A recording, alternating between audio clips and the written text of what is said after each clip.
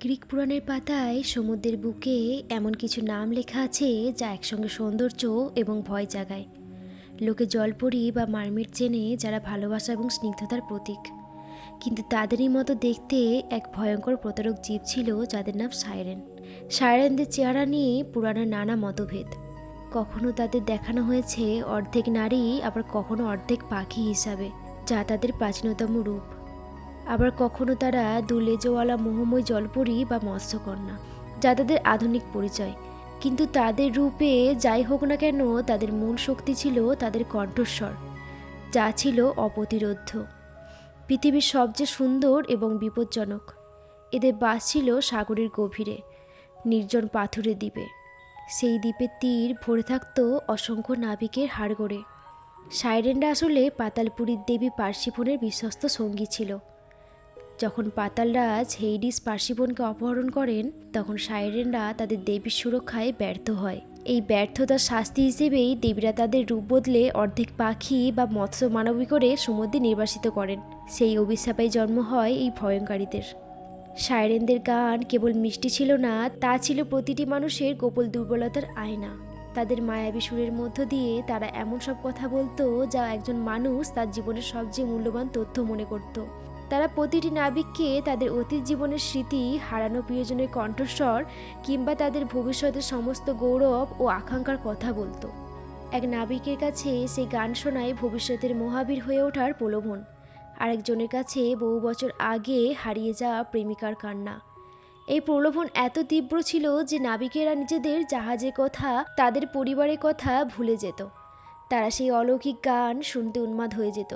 সেই সুরের টানে তারা দ্রুত জাহাজ ঘুরিয়ে পাথুরে দ্বীপের দিকে ধেয়ে যেত, আর সেখানেই অপেক্ষা করত তাদের মর্মান্তিক সলিল সমাধি। সাইরেনদের একমাত্র উদ্দেশ্য ছিল সেই মরণ সুর দিয়ে নাবিকদের টেনে নিয়ে যাওয়া মৃত্যুর অন্ধকার অতলে। বহু শতাব্দী ধরে এই মারণ ফাঁদ কেউ অতিক্রম করতে পারেনি। কিন্তু সাইরেনদের ইতিহাস বদলে গিয়েছিল এক মহাবীরের কারণে। তিনি হলেন ইথাকার রাজা ওডিওসিস। ট্রয়ে যুদ্ধ জয় করে তিনি যখন বাড়ি ফিরছিলেন, তখনই তার জাহাজ এসে পৌঁছায় সাইরেনদের দ্বীপের কাছাকাছি। তিনি তাদের ভয়ঙ্কর মানবী সুরের কথা জানতেন, তাই তিনি এক অদ্ভুত এবং দৃঢ় কৌশল নিলেন। তিনি জাহাজের সমস্ত সঙ্গীদের কানে মোমবরে শক্ত করে বন্ধ করে দিলেন, যাতে তারা সেই গান শুনতে না পায়। আর ওডিওসিস নিজেকে জাহাজের মাছ তুলে মোটা দড়ি দিয়ে শক্ত করে বেঁধে দিতে বললেন। তিনি এক দুর্লভ কৌতূহল মেটাতে চেয়েছিলেন। জীবনের ঝুঁকি নিয়ে তিনি নিজেই সেই মারণ সুর শুনতে চেয়েছিলেন। তিনি তার ক্রুকে কঠোর নির্দেশ দিলেন, আমি যতই চিৎকার করি না কেন বা মুক্তি চাই না কেন, তোমরা আমাকে কেউ খুলবে না। যতক্ষণ না আমরা এই দ্বীপ পার করে যাই, আমার সকল আদেশ অমান্য করো। যখনই সাইরেনদের সেই মোহময়ী গান ওডিওসিসের কানে পৌঁছালো, তিনি উন্মাদ হয়ে গেলেন। তিনি বাঁধন ছিঁড়তে চাইলেন, তিনি তীব্রভাবে চিৎকার করতে লাগলেন, মুক্তি চাইলেন। তার সঙ্গীতের দিকে হাত নেড়ে আকুল আবেদন করতে চাইলেন তাকে খুলে দেওয়ার জন্য। কিন্তু তার বিশ্বস্ত নাবিকের দল তার নেতার কথা রাখল। তারা চোখ বন্ধ করে দাঁতে দাঁত চেপে সেই দ্বীপ পার হয়ে গেল। যখন তারা বিপদসীমা পার হয়ে গেল, তখন ওডিওসিসকে মুক্ত করা হলো। সেই দিন তিনি কেবল একটি দ্বীপ পার হননি, তিনি উপলব্ধি করলেন প্রলোভন কতটা ভয়ঙ্কর হতে পারে। তিনি বুঝতে পারলেন আত্মনিয়ন্ত্রণ জীবনের সবচেয়ে বড় শক্তি। এই উপলব্ধি তাকে ভবিষ্যতে সবথেকে বড় পরীক্ষাগুলিতে জয়ী হতে সাহায্য করেছিল।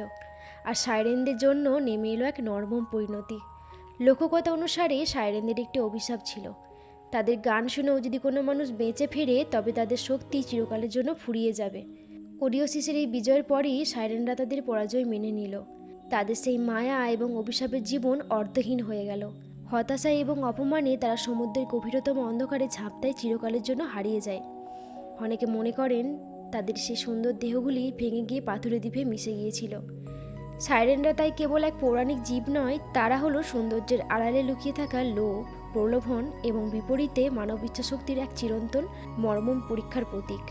তাদের গল্প আজও আমাদের মনে করিয়ে দেয় প্রলোভন আর আকাঙ্ক্ষা চরম মুহূর্তে নিজেকে বেঁধে রাখার ক্ষমতা কতটা জরুরি। আজকের স্টোরি এখানেই শেষ। আপনাদের মেকআপ লুকটি কেমন লেগেছে অবশ্যই কমেন্টে জানাবেন। এরকমই তথ্যবহুল গল্প শুনতে হলে আমার চ্যানেলটিকে সাবস্ক্রাইব করে আমার পাশে থাকবেন। এরকমই আরেকটা নতুন ভিডিও নিয়ে আমি খুব তাড়াতাড়ি আবার আসছি আপনাদের সাথে। আজকের মতো এখানেই শেষ। Tata, bye bye.